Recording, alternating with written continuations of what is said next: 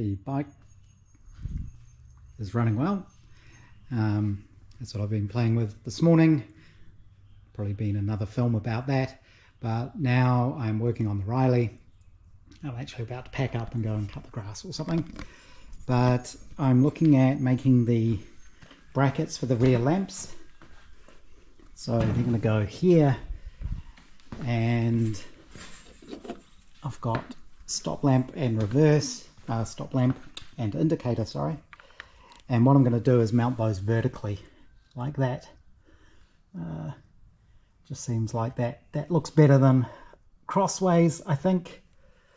And they should be a bit clearer to see. So the way I'm going to do this, the lamps just need a flat plate to bolt to. Basically, they sort of clamp up under there. So I've cut some flat strap. It's a bit long at the moment. I might trim it down. And the way I'm actually going to make these is I've taken a piece of steel tube and cut it to length, turn the ends up on the lathe, and then I actually put it on the mill and used the slitting saw and slit it down the middle. So what I can do is make two halves like that will have a rubber lining on the inside so that they'll clamp and hold to the chassis and give it a little bit of anti-vibration, probably not much. So they'll just clamp onto that rail, that chassis rail, and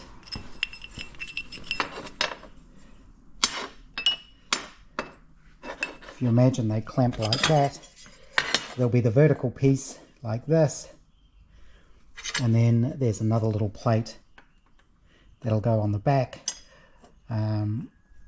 I'm going to TIG weld these. One will be TIG welded along here and the other one along there. Holes drilled through it for some clamp bolts, and I think that'll be enough to hold it. These should be strong enough without these bending. There isn't a huge amount of weight in these lamps, so I think that'll work. And then I'll probably mount these. I'll probably just, I don't know if I'll trim this, because I was thinking I could sort of scallop it out between the two lamps, or I can just leave it wide and flat like that and just have it painted black. But you know, it might be nice to just take a little bit out of there, just curve off the round off the top, give it that sort of scalloped shape. Maybe we'll see. Might mock that up with cardboard first and see how it goes. I'm probably going to put these in my rust killing solution overnight. It'll get rid of all the surface rust. Probably take the paint off the outside of those, but I can't TIG weld it because pretty sure, yeah, pretty much gas is on 0. Although you can weld for quite a while with it on 0, but eventually the pressure here drops. It's kind of interesting because these gas cylinders, they're kind of the inverse of our kitchen rubbish bin. So our kitchen rubbish bin under the bench goes from completely empty when you change the bag to immediately full, and then it stays full for quite a few weeks usually, before one of us decides to actually go and clean it out, change it, and then it immediately goes from empty to completely full again. These gas cylinders are kind of the opposite. They'll go from completely full and you'll weld, and then they go almost to 0, and then they'll sit there for ages and ages and ages, and you can just keep welding. But yeah, it's kind of an interesting relationship there. So I will have to go and get some gas during the week, just up the road. That's pretty easy. Oh, my bracket. I completely forgot about that. My little kind of spray booth. So that's my steering column support bracket. You can see where I had to scallop that out for the rev counter, but it wasn't too bad. There's still plenty of strength there. This is the little adjuster I made. So it's kind of, there's that block on one side, so you can adjust the steering wheel up and down. I need it pretty much near the top. You're very, very close to the steering wheel in these cars. And that's exactly how it was in period. If you look at pictures of people racing these cars, they're really scrunched up. And I'm guessing back in the olden days they weren't as big. Luckily I'm not very big, so I'll actually fit. But the rev counters come out really well. It kind of transforms that instrument panel into race car, basically. The rev counter is now, you know, the most important instrument. And I think it looks really good. So I should put this bracket back, probably put the rest of the gauges and things back in.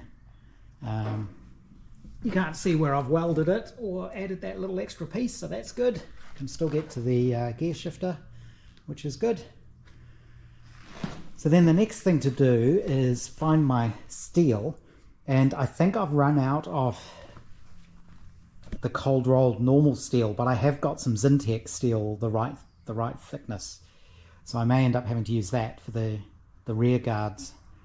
But I still want to do my experiment where I kick the ends up and see if I can actually weld that shape into it, rather than trying to hammer it like I did here, which is pretty hard.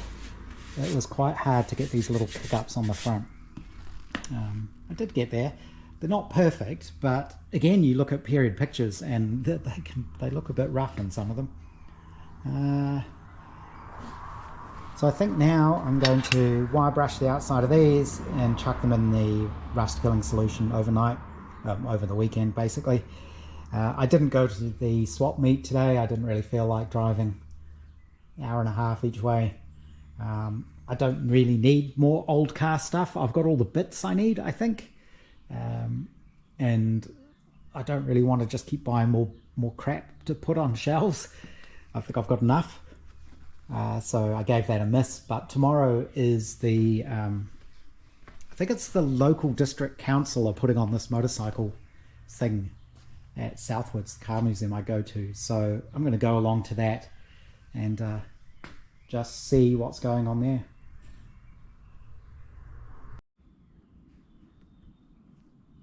Went to the motorcycle thing this morning and it was okay. Just lots of bikes, not too many old bikes. There are about 3, I think, sort of more vintagey type bikes. And I barely saw any sort of classic 1980s era bikes. I think there was one turning up just as I was leaving. But obviously I went there in the car, not on the bike. But when I was there, they gave me this little goodie bag, which I thought I'd open. I was talking to one of the Ride Forever training providers, and they do like an urban riding one, which is their most beginner sort of course that would be good to go on. But the crowd who were there only do it in Wellington City, which doesn't make sense because I'm not going to ride 60 kilometers to go and get beginner bike training. That doesn't really make any sense. So I'll have to find a supplier who's a bit closer. But I got their card. What's this? Oh, a tyre tread keyring. A pen. Now it's funny because I work for ACC. So it's ACC sponsors the Ride Forever stuff.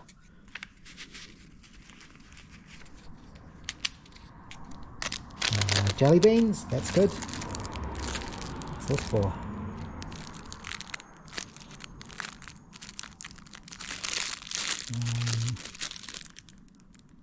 What's it meant to be? A giant keyring? What's this one?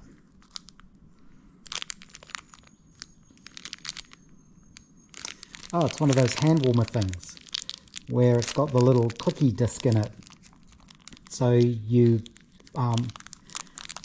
boil it, and then when you click the little thing, it starts a little reaction in it, and it gives off heat. It's exothermic. Yeah, it's interesting. I'll have to try that out. Flyer for motorcycle club thing.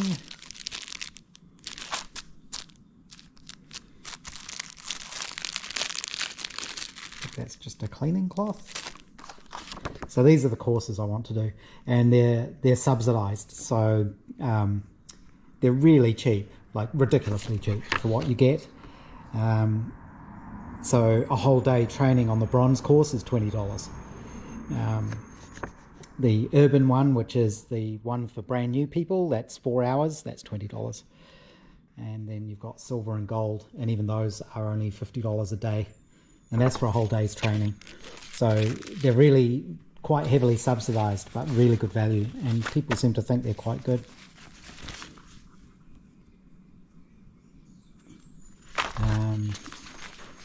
Oh, it's a helmet bag. Quite good.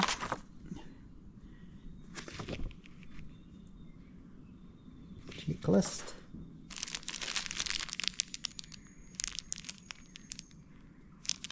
Another Ride Forever. Oh, it's kind of a muffler thing. Neck thing. Headgear thing.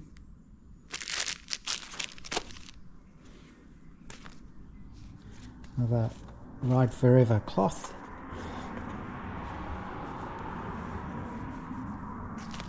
And a little, oh, that's neat, a little tire pressure gauge. Actually useful stuff. Ooh, that feels very cheap. Oh well, we'll give it a test and see if it works.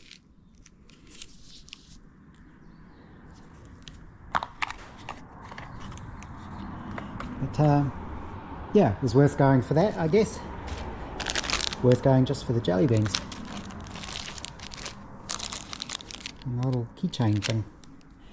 I was considering going for a ride today, but the weather's not looking the best, and since I'm still at that stage where I want to do all my riding locally in case anything breaks and I have to wheel the thing home,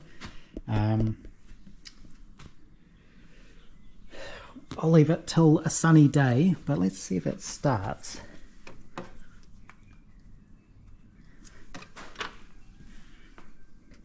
Turn the fuel on.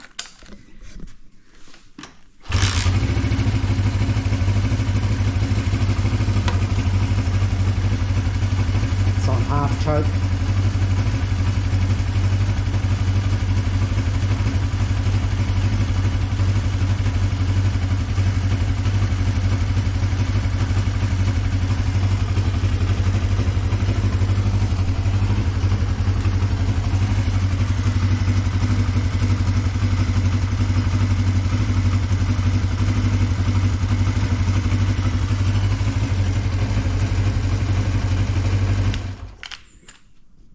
It's really good. So I think I have got to the bottom of all the little tuning issues. So let's see if we go through them. So I think the biggest issue I had was after I assembled the engine, I had the cam 90 degrees out. Well, I'm pretty sure I did. Now after I've taken it apart and put it together again a couple of times, I'm not so sure, because I'm surprised it even ran when it was like that. So maybe I hadn't got it out, but I ended up putting it back correctly anyway. Valve clearances were out. I had to adjust all of those. Now, on the ignition side, it definitely needed new points. We replaced those. I had to really carefully set the points gap and set it to the maximum value, which is 0.4. And the high tension leads, I had to re-insulate those with extra rubber because the leads were leaking. I had to put on the new carbs because the old carbs are worn out and I couldn't get them running right. I had to replace the spark plug end caps because the ones that were on there were faulty. I fitted new spark plugs, cleaned them. The coil's good, the capacitor's good. I had to replace the ignition switch because that was faulty. What else did we do?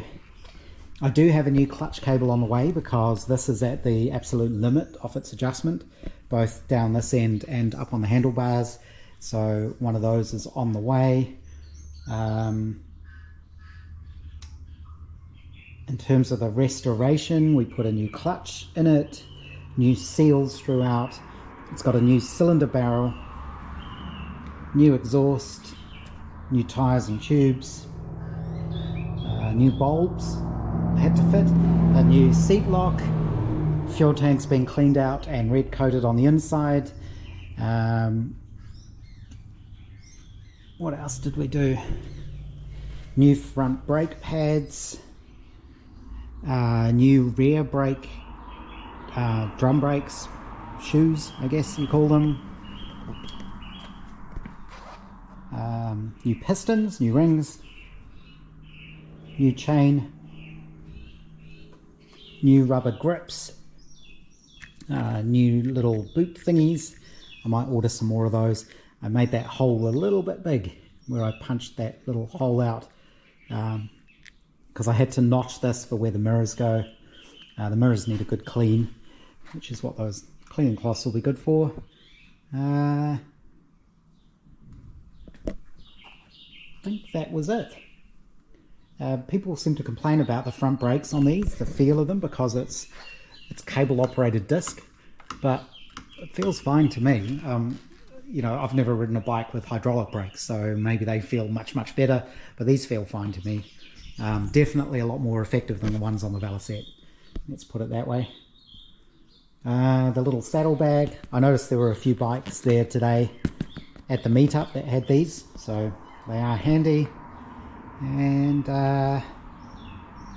new petcock on the petrol tank. Actually, that's a second-hand one, but it's a good one. I have got a new replacement one if I need that.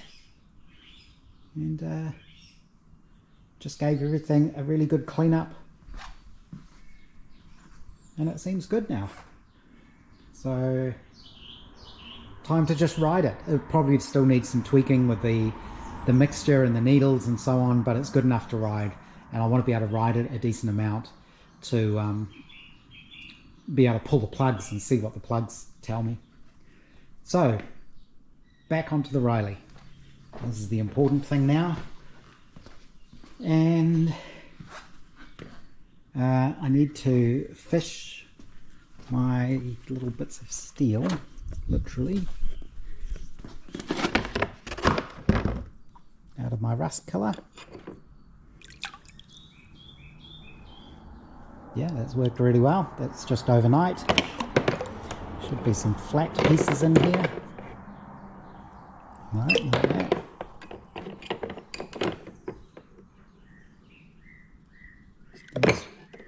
There's one of the flat bits. Still a bit of surface rust on it. It'll probably wipe off. You give that a wipe and a lot of it's loose. I do have a little tiny solar powered pump, and I was thinking of putting one of those little garden pumps in here just to circulate the fluid. I think that'll help.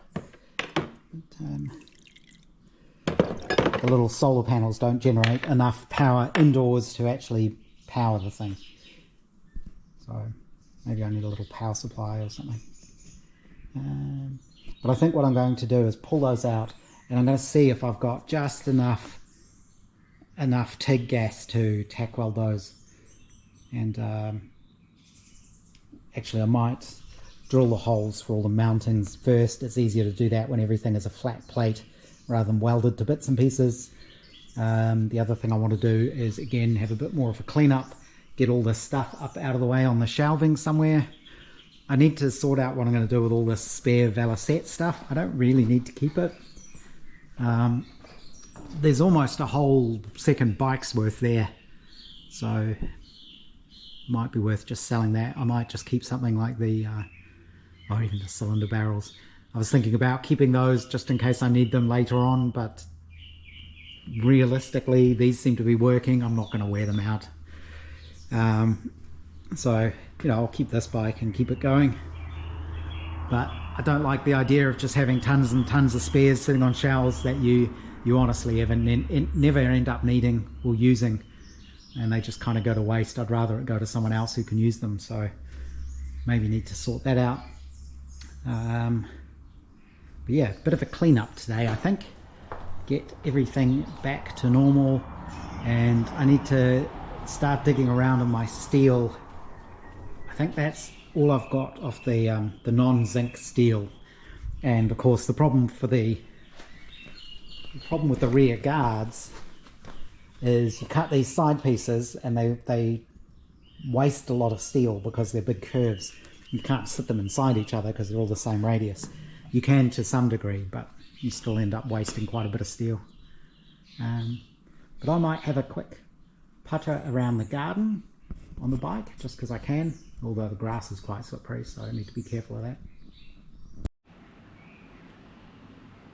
Been having a bit of a tidy up, putting things on shelves. This is my variac I need to wire up. Motorbike stuff's all up over there. Didn't get to my MGB. I still need to do the oil change on that and take it for its warrant. But on the Riley, I have made up the little mounting plates. I decided just to go with simple rectangular brackets, and they will, let's have a look, they'll basically mount the lights sort of in there like that. Obviously this one needs to go next to the exhaust as well, but when I was at Southwards this morning, my main reason for going was the motorcycle thing, of course, but I also went into the museum to have a look at some period cars to see what they did. And one of the problems is you can't really see them because they've got cars in rows, like double rows, tail to tail, so you can't see behind them. But most of the cars I did see are period correct cars, so they don't have them. They definitely don't have indicators, and they'd often just have a single stoplight at the back. There is an Alpha that they restored there, and the lamps in that, it's literally a rectangular steel box with two lenses on the front and an arm going back. So that was the only one really that showed how the lamps go. I had a look at period Riley pictures, lots of my Brooklands pictures. Again, they just didn't have them because, of course, race cars, and back in the day they didn't need double stop lamps and things like that, so there's no lamps. So you know, you can't do it the way they did it in the factory back in the day because they didn't. So I will just go with that, nice and simple, paint them black. I think those will be fine, and I'll probably TIG braze them just because I find I can get a nicer sort of fillet on there. Oh, one of the screws has fallen out of there. Better put that back in before I lose it. So that one.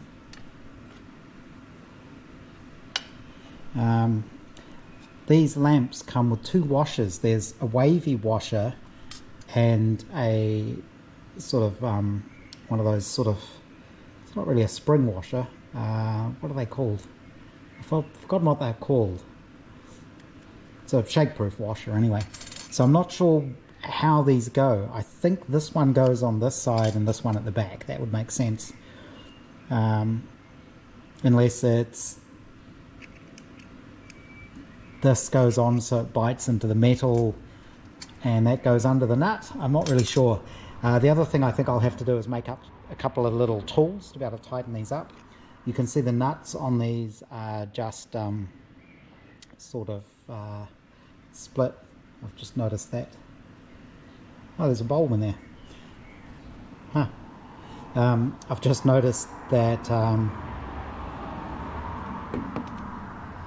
forgotten what I was going to say. Completely gone. But basically I'll have to make up a little thin spanner sort of thing that will fit over these, but that's easy enough to do. So that's really where I've got to today on the Riley. I did give it a wipe down as well, thanks to the person who told me that just soapy water gets rid of the spider poo. So you get these marks because I've got lights and things up there, and so there's spiders all over the place, and it leaves these little dots that are really hard to get off, but they do dissolve in water. So That's good.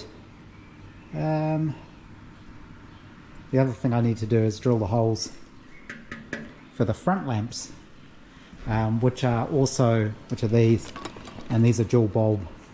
So these are indicator and side marker lamps. But, yeah, I think that's what we're going to go with.